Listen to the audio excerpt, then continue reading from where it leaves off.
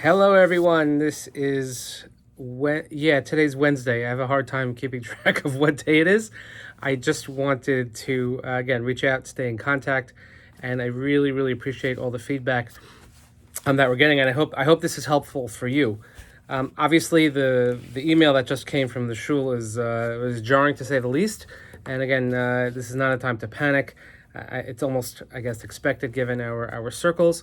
But if everyone is feeling fine, please stay feeling fine, and make sure that we keep practicing social distancing, because that's the best way to prevent the spread of this terrible virus. And if you're not feeling well, please do not go near other people. And if you're really not feeling well, flu-like symptoms, whatever it is, please follow the guidelines you have in the Livingston Health Department, CDC, etc., and then speak with your health practitioners. And we just have to be careful. This is an unprecedented experience. I can't say that enough. And something that we're just getting used to, this new reality of having our children at home and not going to work, and the financial effects of this, and thinking about Pesach, which we'll get into over the next couple of days, about preparing for Pesach. So next week, I'll give practical sort of zooms and expressions of how to prepare properly for Pesach, what to do if we're still going to be in this sort of isolation, and we'll deal with it. We'll do it together, separately, but together. For us personally, for instance, I my father, who's in Daughters of Israel, I can't even go visit him. And I can't imagine what he's thinking or what he realizes thinking, and it's something that's really very, very difficult, but it's something, unfortunately, that's quite necessary. Just a couple of notes before the Dvar Torah. First, I cannot urge people enough. Please support our kosher establishments. Whether it's the pizza store, whether it's the Chinese, whether it's the supermarkets, the caterers, please, if you can. They are really, really hurting. And there's only so much we want to cook at home or whatever it is, but please, you could do pickup. Some places will even deliver. If you look at the note that we sent from the VOD last week, it's super important to show our support during this very difficult time for those establishments, because a lot of them have their workers are not available, and they certainly don't have sit-down ability, but the best we can do is to go in, and not only when you go in, to show you support, saying, I'm here because I want to support you, and it's an important element of the community. Also, it's important for us to daven for one another, especially now that we know that one of our own has been tested positive. And we want to make sure that if you don't daven, maybe try to daven. If you do daven differently. Maybe it's time to dust off the tefillin. I saw a report even in the Israeli news that Prime Minister, well, he's still the Prime Minister, I think, Prime Minister Netanyahu has been putting on tefillin every single day during this crisis, which says a lot.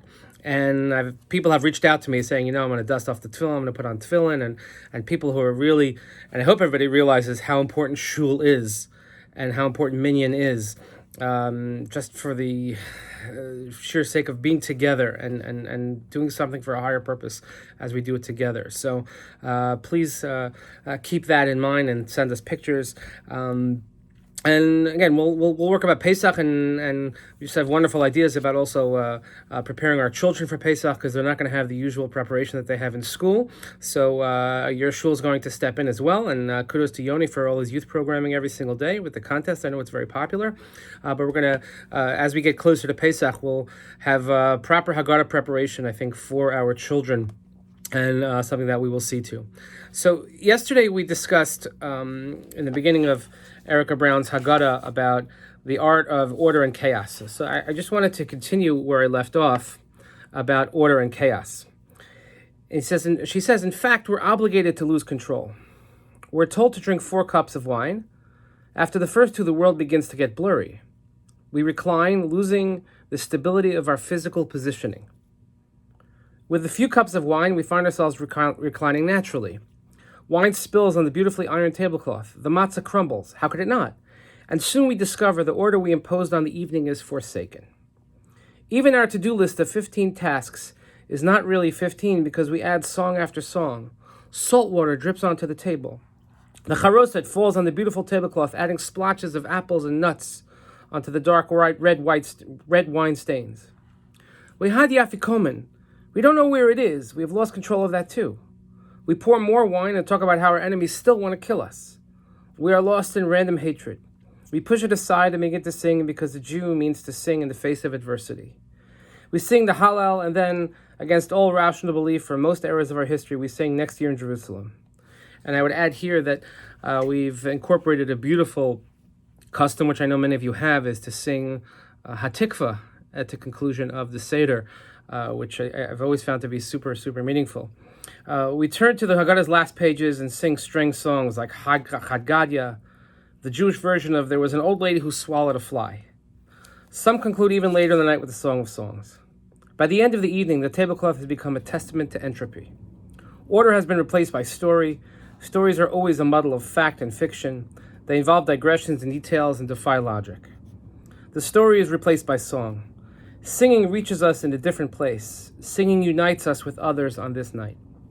We all sing so that we can feel true joy and release and togetherness with those around us at the table and with those in the past. People we have never met who are told the same story once upon a time. We don't care if you have a good voice or a bad voice. Anyone can sing. The pristine order that began the evening is long gone. The universe as we know it seems hazy. We are beyond tired. The children have dropped off to sleep. The song buzz in our heads. We are free, blessedly free. Let's hope that during this very challenging time when we don't know whether we're coming or going, we don't know what day of the week it is, we don't know what's going to be tomorrow, we have a lot of things that we're worried about, but we have to stay positive. And let's hope that in the mishmash of all this confusion, that we'll end up singing, and we'll all be singing together. So I hope everyone is having a great day. Please stay tuned for all of our updates, and hang in there. It's going to be great.